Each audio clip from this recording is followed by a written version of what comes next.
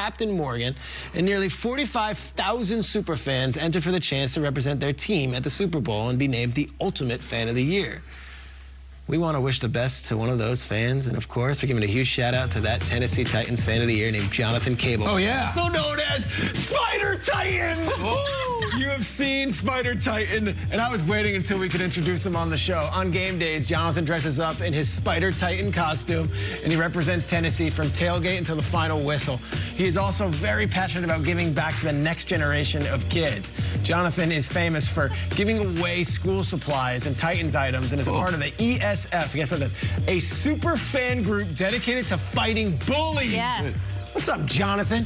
Tattoos, we love it. The fandom both unifies and excites his entire community. He's the Fan of the Year. To learn more about Jonathan, Spider Titan, you definitely have seen him at those games. Like, the cameras go right to him. I thought it was two different people. That's him out of costume? That's Spider Titan. That's like Peter Parker, they said. That's Peter Parker. Peter Parker. Okay. That's Spider Titan. I got Spider Titan. Okay. There we go. NFL.com clarification. /Fan of the Year. You can vote on who you think is the best fan. But Jason, you are a Tennessee Titans legend. Do you ever see Spider Titan? No, I haven't seen Spider Titan, but I want to meet him. Okay. I want to dress up in one, too. Cast your vote. Well, That video I saw of Spider Titan, I thought he was like being retained during, like, he was like, no, get him out of here. No, it was like, yeah, we're Spider Titan. Detained, Do you think he has a Billy Volek jersey somewhere in his closet? He's got the Drew Bennett, Billy Volek. He's got to have one. He's got the Nate Washington. Whitehurst. Charlie Whitehurst. Hey, Will Selva, enough Titans football talk. Spider Titan, Will Selva. Yes, hey, no, I love it. I just wonder who his favorite Spider-Man is. Is it Tobey Maguire? Is it Andrew Garfield? Or Tom Holland? Yeah, I think it's Tom Holland, personally.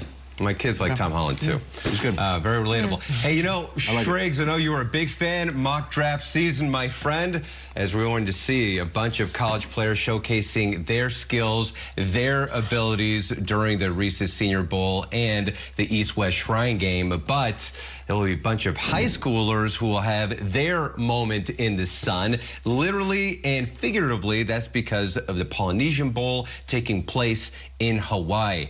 Our guy, Steve Weish, went one-on-one with one of the coaches there, one of them being a former NFL head coach, Romeo Crennel.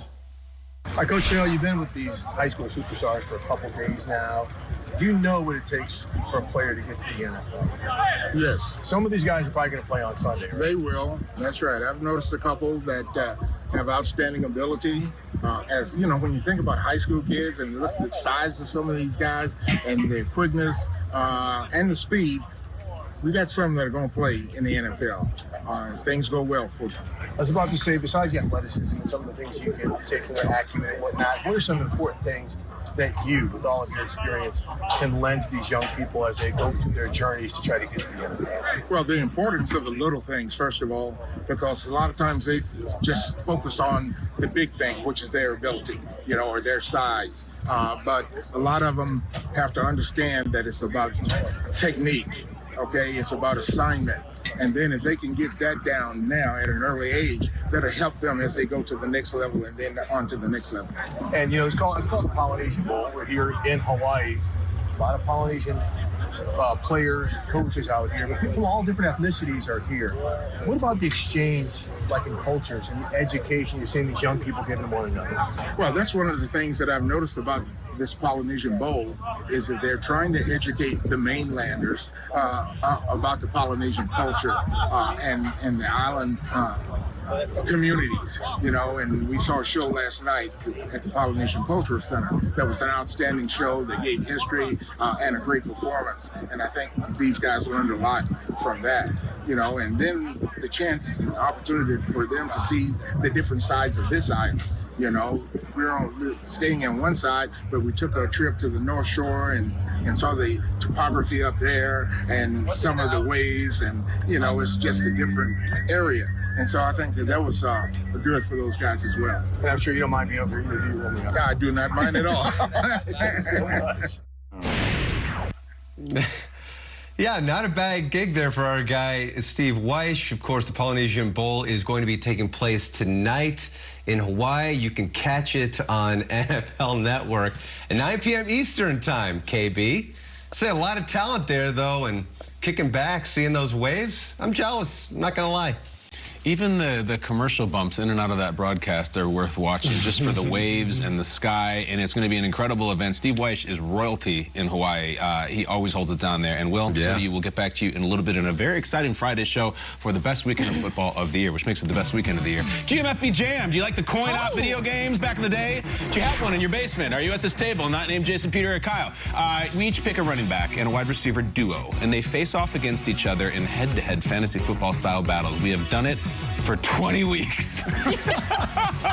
Or something like that. Here's where we stand after Super Wildcard Weekend. Here we go. It's pretty tight. Kyle Brandt is still in first place, wire to wire. And then Peter Schrager, and then JM is Jason McCourty. And then at the bottom, I think that stands for Jamie Erdahl at 7-11. Also the fewest points. So let's get into this week's.